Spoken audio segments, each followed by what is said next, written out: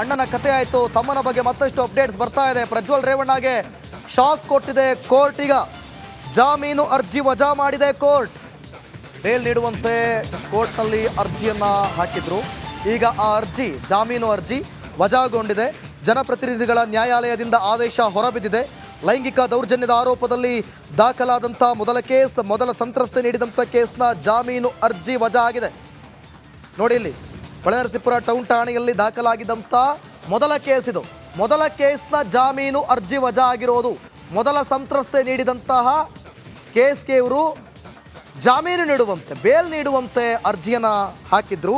ಈಗ ಆ ಜಾಮೀನು ಅರ್ಜಿ ವಜಾ ಆಗಿರೋದು. ಎರಡು ಕಡೆ ವಾದ ಪ್ರತಿವಾದವನ್ನು ಆಲಿಸಿದಂಥ ನ್ಯಾಯಾಲಯ ಇಂದಿಗೆ ಆದೇಶವನ್ನು ಕಾಯ್ದಿರಿಸಿದ್ದು. ಜನಪ್ರತಿನಿಧಿಗಳ ಕೋರ್ಟ್ ಇವತ್ತು ನ್ಯಾಯಾಧೀಶರು ಆದೇಶವನ್ನು ಹೊರಡಿಸಿದ್ದಾರೆ. ಬೇಲ್ ಸಿಗೋದಿಲ್ಲ ಪ್ರಜ್ವಲ್ ರೇವಣ್ಣಗೆ. ಮತ್ತಷ್ಟು ಮಾಹಿತಿಯನ್ನು ಕೊಡ್ತಾರೆ ನಮ್ಮ ಪ್ರತಿನಿಧಿ ನಾಗರಾಜ್. ಸೂರಜ್ ರೇವಣ್ಣ ಅದು ಒಂದು ಕಡೆ ಆದರೆ, ಪ್ರಜ್ವಲ್ ರೇವಣ್ಣ ಹಾಕಿದಂತಹ ಮೊದಲ ಕೇಸ್ಗೆ ಜಾಮೀನು ಅರ್ಜಿ ಈಗ ವಜಾಗೊಂಡಿದೆ. ಮತ್ತಷ್ಟು ಮಾಹಿತಿ ಕೊಡೋದಾದ್ರೆ ದಿವಿತ್, ಏನು ಒಂದು ಪ್ರಜ್ವಲ್ ರೇವಣ್ಣ ವಿರುದ್ಧ ಮತ್ತೆ ಅವರ ತಂದೆ HD ರೇವಣ್ಣ ವಿರುದ್ಧ ದಾಖಲಾಗಿದ್ದಂಥ ಮೂಲ ಪ್ರಕರಣ ಹೊಳೆನರಸೀಪುರ ಟೌನ್ ಠಾಣೆಯಲ್ಲಿ ಏನು IPC ಸೆಕ್ಷನ್ 354A, B ಮತ್ತು C ಅಡಿಯಲ್ಲಿ ಒಂದು ಪ್ರಕರಣ, ಪ್ರಾಥಮಿಕವಾಗಿ ಮೊದಲ ಪ್ರಕರಣ ದಾಖಲಾಗುತ್ತೆ. ಇದರಲ್ಲಿ ನಂತರದ ದಿನಗಳಲ್ಲಿ ಏನು SIT ತಂಡದ ಅಧಿಕಾರಿಗಳು IPC ಸೆಕ್ಷನ್ 376 ಅನ್ನು ಕೂಡ ಆ್ಯಡ್ ಮಾಡ್ತಾರೆ. ಇದು ಪ್ರಜ್ವಲ್ ಮೇಲೆ ಬಿದ್ದಿರುತ್ತೆ. ಈ ಪ್ರಕರಣದಲ್ಲಿ ಈಗಾಗಲೇ HD ರೇವಣ್ಣ ಬಂಧಿತರಾಗಿ ಅಲ್ಲಿಂದ ಜಾಮೀನು ಸಹ ಪಡೆದುಕೊಂಡಿದ್ದಾರೆ. ಈ ಹಿನ್ನೆಲೆಯಲ್ಲಿ ಎರಡನೇ ಆರೋಪಿ ಆಗಿದ್ದಂಥ ಪ್ರಜ್ವಲ್ ರೇವಣ್ಣಗೂ ಜಾಮೀನು ನೀಡಬೇಕು ಅಂತೇಳಿ ಒಂದು ಜಾಮೀನು ಅರ್ಜಿಯನ್ನ ಜನಪ್ರತಿನಿಧಿಗಳ ವಿಶೇಷ ನ್ಯಾಯಾಲಯಕ್ಕೆ ಸಲ್ಲಿಕೆ ಮಾಡಿದ್ರು. ಇದರ ಪರವಾಗಿ ಒಂದು ಕಡೆ ಏನು CV ನಾಗೇಶ್ ಅವರು ಒಮ್ಮೆ ಅಫಿಯರ್ ಆಗಿದ್ರೆ, ಅವರ ಇನ್ನೊಬ್ಬ ಏನು ಜೂನಿಯರ್ ವಕೀಲರಿದ್ರು ಅರುಣ್ ಅವರು ಪ್ರಜ್ವಲ್ ರೇವಣ್ಣನಿಗೆ ಜಾಮೀನು ನೀಡಬೇಕು ಅಂತೇಳಿ ಕೆಲವೊಂದು ಗ್ರೌಂಡ್ಸ್ ಅನ್ನ ಇಟ್ಕೊಂಡು ವಾದವನ್ನ ಮಾಡಿದ್ರು.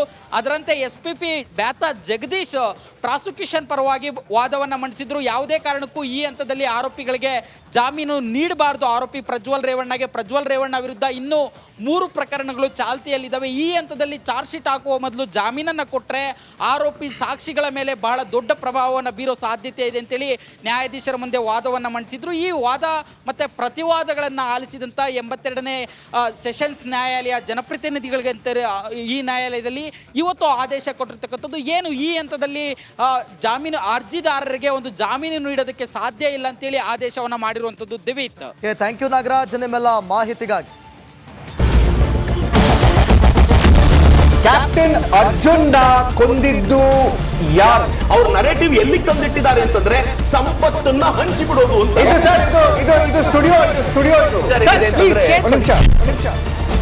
ಟಿಪ್ಪು ಜಯಂತಿ ಮಾಡಕ್ಕೆ ಅವ್ರಿಗೆ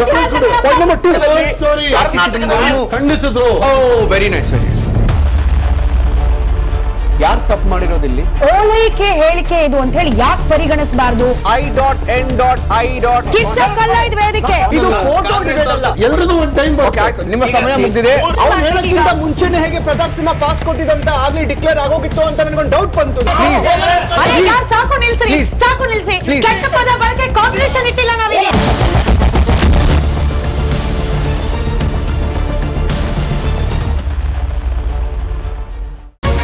ರಿಪಬ್ಲಿಕ್ ವರ್ಡ್ ಆಪ್ ಇದು ಕೇವಲ ಅಪ್ಲಿಕೇಶನ್ ಅಲ್ಲ, ಸಮಗ್ರ ಸುದ್ದಿಗಳ ಸಂಪರ್ಕ ಮಾರ್ಗಕ್ಕೆ ಕ್ರಾಂತಿಕಾರಿ ಬದಲಾವಣೆ. ರಿಪಬ್ಲಿಕ್ ವರ್ಡ್ ಆಪ್ ಕೇವಲ ಸುದ್ದಿ ಅಪ್ಲಿಕೇಶನ್ ಪರಿಚಯಿಸ್ತಾ ಇಲ್ಲ, ಬದಲಾಗಿ ಡಿಜಿಟಲ್ ಸುದ್ದಿ ಬಳಕೆಯ ಹೊಸ ಯುಗಕ್ಕೆ ನಾಂದಿ ಹಾಡ್ತಾ ಇದೆ. ಇದೊಂದು ಬ್ರೇಕಿಂಗ್ ನ್ಯೂಸ್, ಪ್ರಭಾವಶಾಲಿ ಕಾರ್ಯಕ್ರಮಗಳಿಗೆ ಗಟ್ಟಿಯಾದ ನ್ಯೂಸ್. ಇಲ್ಲಿ ಕೇವಲ ತಾಜಾ ಸುದ್ದಿ, ಅದರ ನೇರ ಪ್ರಸಾರ ಮತ್ತು ಚರ್ಚೆಗಳಿಗೆ ಮಾತ್ರ ಅವಕಾಶ. ರಿಪಬ್ಲಿಕ್ ವರ್ಲ್ಡ್ ಆಪ್ ಡೌನ್ಲೋಡ್ ಮಾಡಿಕೊಳ್ಳಿ.